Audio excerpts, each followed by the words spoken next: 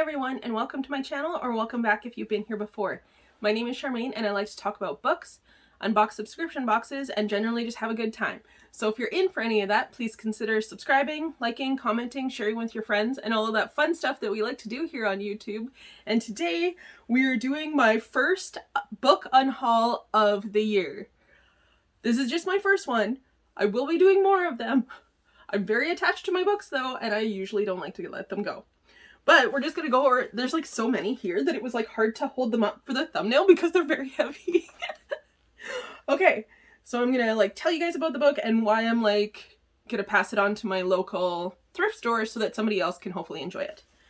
The first one here is Trance by Linda Gerber.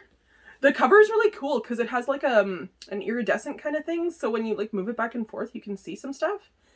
But it says, it begins with a subtle vibration, a tingling, and then there's a, wow, let's start that again. It says, it begins with a subtle vibration, a tingling. There is time to take a breath, only one breath. The trance begins. When it is through, Ashlyn is certain of two things. Someone she knows is about to die, and she is powerless to stop it. So, it does actually sound like a good book, and now that I'm holding it up here, I'm like, ooh, maybe I want that. But I have had this book for a long time, like I'm gonna say probably 3 years, maybe longer, and I don't think that I've actually looked at it other than when I bought it. So there's no point in me keeping it because obviously I haven't like read it yet or like really even looked at it at all. So I'm gonna be getting rid of that one. And somebody else will enjoy it, I'm sure. I can donate it to my local thrift store and I'm sure that somebody else will enjoy it. So it's not that I have anything against these books, I just don't think that I'm going to read them. The next one is The Ruining by Anna Colomore up here. And it says, Annie Phillips is thrilled to leave her past behind and begin a shiny new life on Belvedere Island as a nanny for a picture-perfect Cohen family. In no time, she falls in love with the Cohens, especially Libby, a beautiful young matriarch of the family. Life is better than she ever imagined. She even finds romance with the boy next door. All too soon, cracks appear in Annie's seemingly perfectly world. She is blamed for mistakes she doesn't remember making, her bedroom door becomes unhinged, and suddenly she feels like she's always being watched. Libby, who once felt like a big sister, is suddenly cool and unforgiving as she struggles to keep with the demands of her new life. Annie fears give way to frightening hallucinations and she is tumbling into madness, or is something sinister at play. This kind of reminds me of like The Hand That Rocks the Cradle kind of thing, or whenever there's a nanny and they become like obsessed with the family and that kind of thing. And it does sound kind of like it would be a good like thriller maybe, or like a mystery kind of book. But again, just not my cup of tea, so I'm going to pass on that one. This one is beautiful, and I'm uncertain if I want to give this away now that I've pulled it out of here. It's called Wicked Let Them Fear Her Saints. Wicked Saints? And Let Them Fear Her must be the thing. And it's by Emily A. Duncan. So the castle is like shiny red. And there's a whole bunch of things here on the back from like other authors who have read it. Like book taglines, book quotes, I don't know. A blood-frosted, blood-drenched fairy tale where the monsters steal your heart and love ends up being the nightmare. Dark, bloody, and mysteriously romantic, mysteriously romantic, a villain love interest that we've all been waiting for. Like, it's by other people that are authors, I think, or like book critics maybe, you know? On the inside it says, some stories are so beautiful, so brutal, that they claw at your heart and refuse to let go. Welcome to the world of Wicked Saints. I'm gonna sneeze, and I'm trying not to. That's my second time that I've had to sneeze. A girl named Nadia, who hears whisperings of gods inside her head, a prince surrounded by desperate suitors and deadly assassins, and a monster hidden behind pale, tortured eyes, a smile that cuts like a knife. The path of these three characters become intertwined during centuries-long war filled with sinners, saints, magic, and mystery, a star-crossed romance that threatens to rip the scales between dark and light forever. The inside cover's even pretty. Okay, I'm gonna keep that one. I will let myself keep that one out of this stack of big books. That is okay if I don't end up getting into it by June.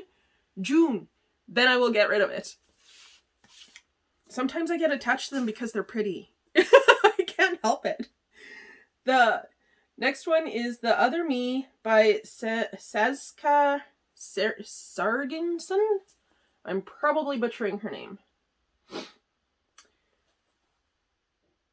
This part, okay, so it says, a part of coming-of-age story, a consuming family history, and part of a gripping mystery. The Other Me deftly moves between World War II, Germany, and London. I don't even remember buying this book, so that shows how much, like, I mean, I don't remember buying all of my books because I do have quite a few of them, but I don't remember when I bought it, I can't remember how long I've had it, and I definitely have not looked at it in a long time. So that's going into my going away pile. The next thing here is Ripper by Stephen Petra? And it says, a killer is on the loose in New York City, and 14-year-old Carver Young may be the only one who can bring the bloodshed to an end. But you'll never guess how or why. I'm just not interested. That's nothing bad about these books. I'm not interested. I don't think I'm ever going to read this. The cover's really cool. It's like a matte kind of finish, and it feels really neat in my hand. Plus, I do like the front of it. It looks like kind of like a James Bond like mystery movie or something. Yeah, so I'm just not going to keep it, so I'm going to get rid of it. The next one here is Nightshade by Andrea Kremer? And it says, advanced praise for Nightshade, and then it has a couple of book quotes from like different authors are on the back here. And it says, she can control her pack, but not her heart. Calla Tor has always known her destiny. After graduating from a mountain school, she'll be the mate of a sexy alpha wolf, Ren LaRoche, and fight with him side by side, ruling their pack and guarding sacred sites for the keepers. When she violates her master's laws by having a beautiful human boy out for a hike, Calla begins to question her fate, her existence, and the very world that she has known.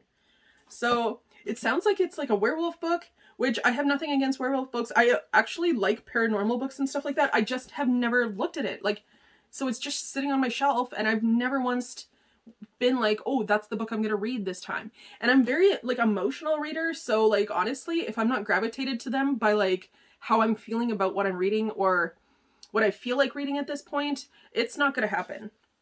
So somebody else will enjoy that, I'm sure. And this one is My Name is Memory by Anne Brashers. So I think she wrote the Girls in Pants, like the Sisterhood of the Traveling Pants. I'm pretty sure that she wrote that. I think.